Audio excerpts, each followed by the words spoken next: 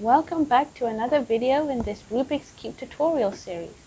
This is part 2 where I teach you how to insert these edge pieces and make the yellow cross.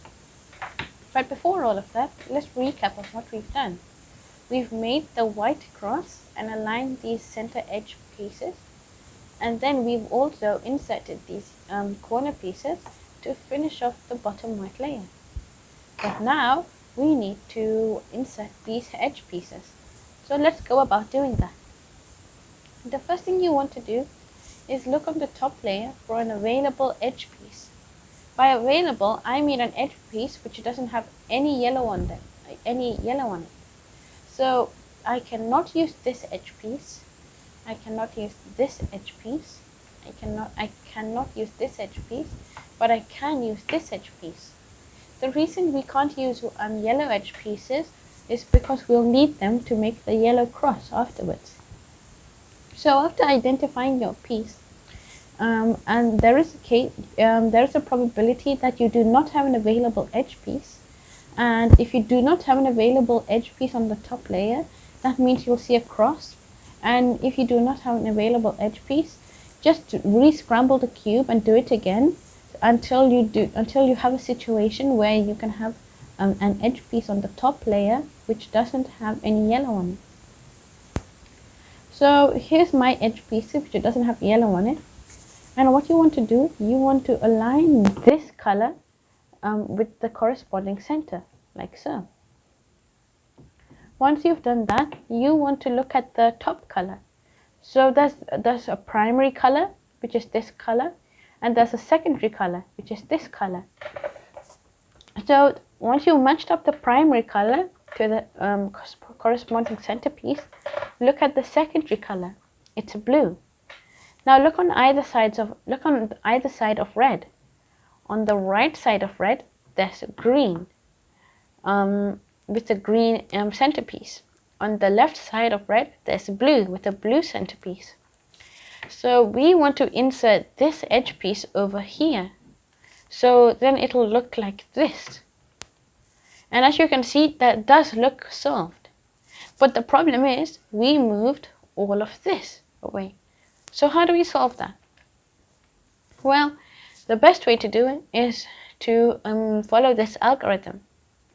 Once aligning these two colors up, you look at the top color and then identify on which side it's on. So for me, the blue or the secondary color face is on the left side. So to insert it, you need to move the top layer away from the blue. Once you away from the secondary color. So again, the top color is blue. This is the blue centerpiece, and you want to move it away from it. Then you want to think, which way did I move the top layer? So in my case, the blue is on the left, so I have to move the top layer to the right. Then you have to do the opposite of what you did in terms of triggers. This sounds really confusing, but I'll explain it. So since the blue is on the left, I move it to the right, and since I moved it to the right, I do the left-hand trigger. And then after doing that, I turned the cube 90 degrees so that the white corner piece is facing the right, and then I do the right-hand trigger. And now it's been inserted. It might be quite hard to remember all of this, so let's look at how this piece manages to get over here. So we move it to the right, then we do the left-hand trigger, which moves it over here. Then we turn the cube and do the right-hand trigger, which pops it here. Let's look at another example. Let's look at this example. We have lined up the edge piece to the centerpiece, and we look at the top color. It's orange, and our orange is on the left. So we move the top layer away, and since we move the top layer to the right, we do the left-hand trigger first, and then turn the cube and do the right-hand trigger.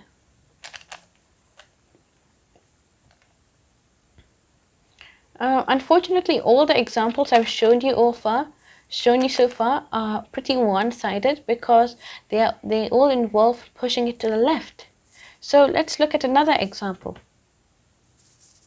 So in this scenario, I've matched up these two edge pieces, edge and corner piece, and I look at the top color. It's green, and the green centerpiece is over here. So I move the top away from the green, and since I moved it to the left, I do the right hand trigger first, and then turn the cube 90 degrees, so this is on the left, and then do the left hand trigger. So again, I move it away from this, then I think, which way did I move it? I moved it to the right. So I'll do the left hand trigger and then the right hand trigger. If I moved it to the left, I would do the right hand trigger and then the left hand trigger. So we've inserted these two edge pieces. Let's continue. This is the green orange edge piece. So we'll align the greens up, and then we look at the orange is on the right side. So we move the top layer to the left, away from it. Since we move the top layer to the left, we do the right hand trigger first, then turn the cube and then do the left hand trigger. Now we only have one edge piece left. So we align this orange to the corresponding center, and we look at the top color. It's blue. The blue is on the left over here, the blue is on the right over here. So we move it away from it. Then we do the right hand trigger and the left hand trigger. And by the way, if you do not have an available edge piece on the top layer, just do the right hand trigger and then the left hand trigger to bring one to the top. So this is one of the hardest steps of solving a Rubik's Cube because there's a lot to remember. But after a while, it'll become second nature because you will automatically know which trigger to do just by looking at the cube. And then you'll already know the color scheme. For instance, you wouldn't need to check to see which side was the blue and green, because I know that if the orange piece is towards me and the yellow piece is on top, that means the blue is on the right and green is on the red. So I wouldn't even need to check the cube like this. This makes it much easier for solves. If you look at my example solve, you would see that I barely even checked. I was just immediately doing the moves to insert it. So now we've done on the second layer, and you should have something looking like this. Now it's time to solve the yellow cross. So we've done the second layer. Now it's time to solve the yellow cross. Unfortunately, solving the yellow cross is not as easy as solving the white cross, because now you have a lot of pieces to mess up. If we tried solving it like the other cross, then you can see we've already messed up the cube. Hopefully I can get this back. Okay, there we go. So obviously it's not as easy as just putting pieces where they belong. That's why we need algorithms. Thankfully, the algorithm for solving the cross is the right hand trigger, but one extra move. So at this point, you might have some shapes on the top.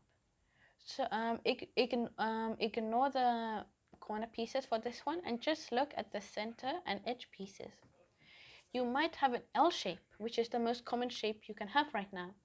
So it'll look like this. The L shape is still counted as an L shape if it's in this position, this position, this position, this position, or this position.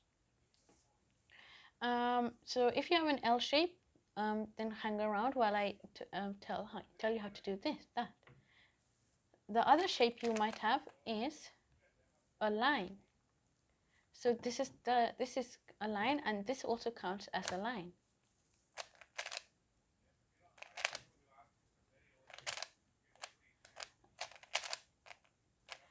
And then if you're unlucky, you might just have a single dot.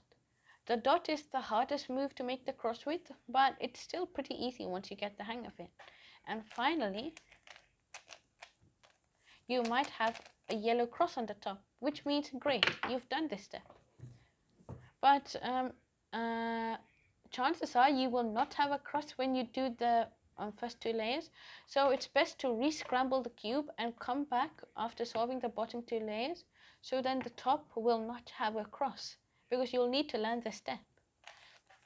So let's look at the first scenario, an L shape. So if you have an L shape, there are two things you could do. You could do the beginner method, or you can do the advanced method. I'll teach the beginner method first. But before we do that, we'll need to learn the algorithm, which is really easy. It's just, all you have to do is move the front side down clockwise, then do the right hand trigger and pull it back up. That's all there is to it.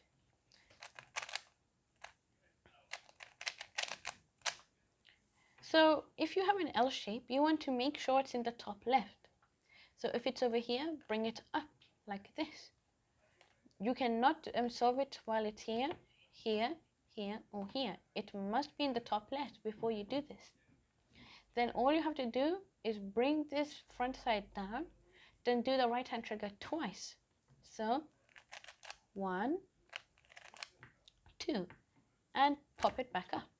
And you've made the yellow cross. Great. But what if you didn't have an L shape? What if you had a line?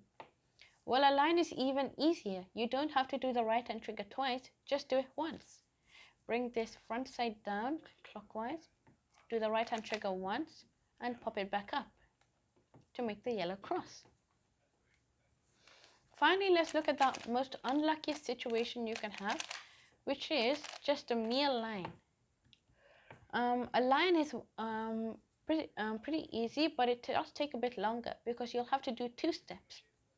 The first step is to bring the front side down and do the right hand trigger like we did before. Then you'll get an L shape. Then treat it as if you would do a normal L shape. Bring it to the top left and do the right hand trigger twice to bring it like this. But remember, at the start I told you that I would teach you how to do an advanced way of solving the cross using the L shape. So let's get to that. So the advanced way of solving the L shape requires a different algorithm, but it's very, very similar. So the advanced method, you want to instead of having the L shape on the top left, you bring the L shape to the bottom right, like so. Then instead of just bringing the front layer down, you want to bring the front two layers down like this. If your cube is sticky, this may be really hard to do, in which case just do the normal method. But if your cube is like mine and is pretty slippery, you can easily bring down these first two layers. And in reality, all you need to do is bring down this middle layer and the first layer will come down with it. Then after bringing the first two layers down, you just need to do the right hand trigger once and then bring the front two layers back up to make the cross. So again, if you had an L shape, bring it to the bottom right, then bring the front two layers down, do the right hand trigger and pop it back up. Now what if you had a dot? So I'll just quickly make the dot scenario. So if you only had a dot, then you'll need to either do what I did before, which is bring the first layer down, or you could do the, again, more advanced method of bringing the front two layers down, doing the right hand trigger, bringing it back up. Then you have a line. So you're probably saying, hey, why do I need to do this? If I had an L shape, it'll be the same. But the best thing is, the line is the easiest of all shapes to make the cross out of, because you just need to do the right hand trigger once. So I'll make the line horizontal. Remember, if you want to make the line, it has to be horizontal before you do anything. And then you bring the front layer down, do the right hand trigger and pop it back up. This is also a pretty hard step, but again, you will get used to it. The thing this is really hard too, though, is gaining speed, because with all these jumping of your fingers, it's hard to get any speed up. So I recommend just starting with the line shape, because you can get more speed just practicing that. Another example I'll show you is this. So just to show how fast you should be able to get, if you want to get sub 1 minute solved, you should be able to solve the yellow cross in a matter of this speed, like that. So it only took me about 1 second to solve the yellow cross, and that's because after this you'll need to do the final step, which is the longest step. So before you move on to the next tutorial, just really practice getting some speed up. So again, with just a dot, you should be able to make the yellow cross in a matter of seconds. So that was my tutorial on how to solve the first layer and the cross. Hang around for the next video where I will teach you how to completely solve the cube, as that'll be the last video of this series. After that, do stick around, because I'll be teaching you how to get faster times with the cube. Also, if you have not seen my previous video, definitely go check that out, because I also showed you some tips there which will be really helpful for getting faster times. Anyway, for now, goodbye.